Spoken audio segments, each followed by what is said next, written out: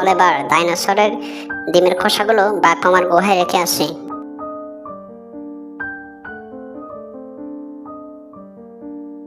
এই মন্তু, এইটা বাঘ মামার গুহা, তুই তোর খোসাটা এখানে রাখ, আমারটা বাঘ মামার গুহায় রেখে আসি।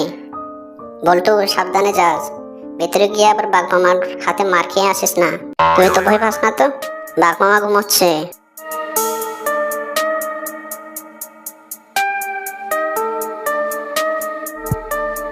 এই মন্তু চল, এবার আমরা এখান থেকে পালাই।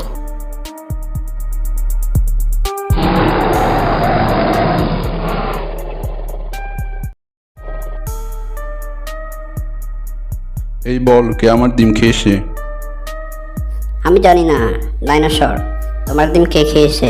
আমি তো ঘাস খাই, আমি কেন তোমার ডিম খাবো?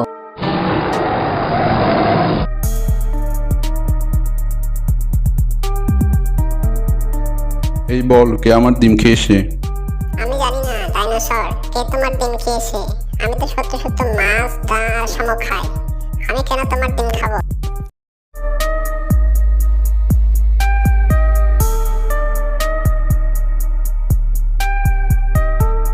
এই তো আমার ডিম, কে খেয়েছে আবার আমার ডিম?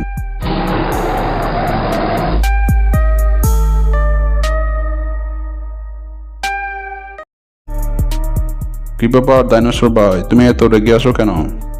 তুই আমার ডিম খেয়েছিস কেন?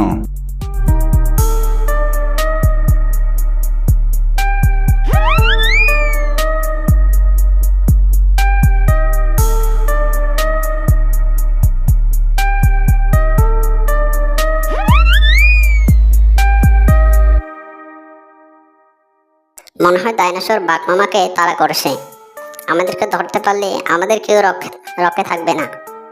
চল তাড়াতাড়ি এখান থেকে পালাই।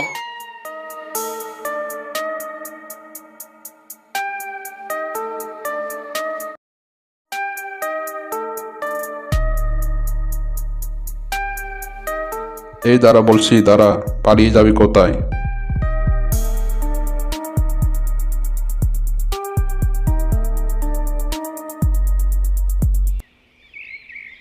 সন্ধ্যাবেলা শিয়াল এবং তার স্ত্রী দুজনে কথা বলছে। আর সকালে দেখলাম বাজারে একটা নতুন মাংসের দোকান খুলেছে আর একজন শিয়াল মাংস বিক্রি করছে। আমি তো এটা বুঝতে পারলাম না যে ওই শিয়াল কোথা থেকে ছাগল কিনে আনছে। এই শিয়ালটাই ছাগল চোর নয় তো, যে রোজ আমাদের বাড়ি থেকে ছাগল চুরি করে? আরে না না, এটা কখনোই হতে পারে না। দেখো, ছাগল তো আমাদের বাড়িতেই বাঁধা থাকে আর সব দোকানদার এখানে সেগুলো কিনে নিয়ে যায়। এই শিয়ালের এগুলো কিভাবে জানার কথা? আর সবচেয়ে বড় কথা হলো, ওই শিয়ালকে তো আমি প্রথমবারে জঙ্গলে দেখলাম। সে সময় শিয়ালের মেয়ে সেখানে চলে আসে এবং সে নিজের বাবা মাকে জানায় যে মা মা, অনেকদিন হয়ে গেছে আমি মাংস খাইনি, তুমি আজ রাতে মাংস রান্না করবে। ঠিক আছে ঠিক আছে, শোনা আমার আদরের মেয়েটার আজ খুব মাংস খেতে ইচ্ছে হয়েছে, না আজ তোমার জন্য খুব সুস্বাদু করে মাংস রান্না করব। এ বলে শিয়ালিনী তার স্বামীর দিকে তাকিয়ে বলে, তুমি যাও বাজার থেকে মাংস নিয়ে এসো, অনেকদিন হয়ে গেল আমাদের মেয়েটা মাংস খায়নি। এরপর শিয়াল সন্ধ্যাবেলা যে বাজার বসে সেখানে যায়।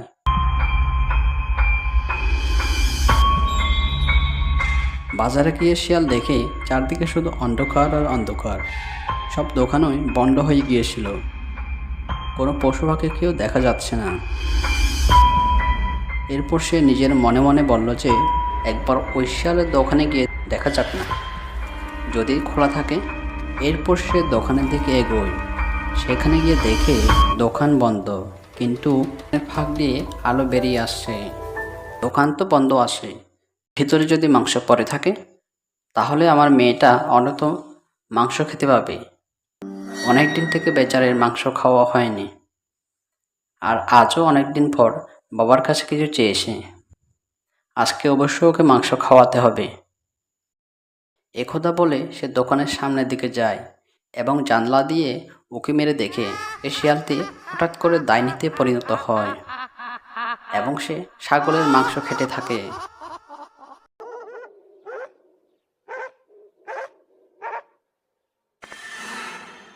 আরে আরে, এই ছাগলটা তো খুবই সুস্বাদু, যাই আরেকটা ছাগল চুরি করে নিয়ে আসে। এই ছাগলটাকে মেরে অর্ধেকটা খেয়ে বাকি অর্ধেকটা কাল বিক্রি করে দেব, খুব মজা হবে। শিয়াল এসব দেখে সরাসরি ঘরের ভেতরে চলে যায় এবং ডাইনিকে জিজ্ঞাসা করে, আরে তুমি কেন আমার ছাগলগুলো চুরি করে নিয়ে আসো? আসলে তুমি চাওটা কি? দেখো আমরা খুব গরিব, আমাদের এত বড় লোকসান করে তোমার কি খুব মজা হচ্ছে? হ্যাঁ, তোর এত বড় সাহস, তুই ভেতরে এসে আমার এসব প্রশ্ন করছিস? আজ তো তোকেই মেরে খাবো। এসব শুনে শিয়ালটি খুব ভয় পেয়ে যায় এবং ডাইনিকে বলে, আমাকে ছেড়ে দাও, আমাকে ক্ষমা করে দাও। কিন্তু সেই ডাইনি শিয়ালের কোনো কথা শুনতে চাইতো না। যখন শিয়ালকে ধরতে যাবে ঠিক তখনই শিয়ালিনী সেখানে উপস্থিত হয় এবং বলে, আমি আগে থেকেই জানতাম এরকম কিছু হতে চলেছে। আমাদের বাড়ি থেকে ছাগল চুরি করার পেছনে এই ডাইনির হাত আছে। শোনো, তুমি কোনো চিন্তা করো না, এই ডাইনি আমাদের কিছু ক্ষতি করতে পারবে না। এই বলে শিয়ালিনী পবিত্র জল ডাইনির গায়ে ছিটিয়ে দেয়। ডাইনির গায়ে সেই জল পড়তেই তার গায়ে আগুন লেগে যায় এবং চিৎকার করতে থাকে।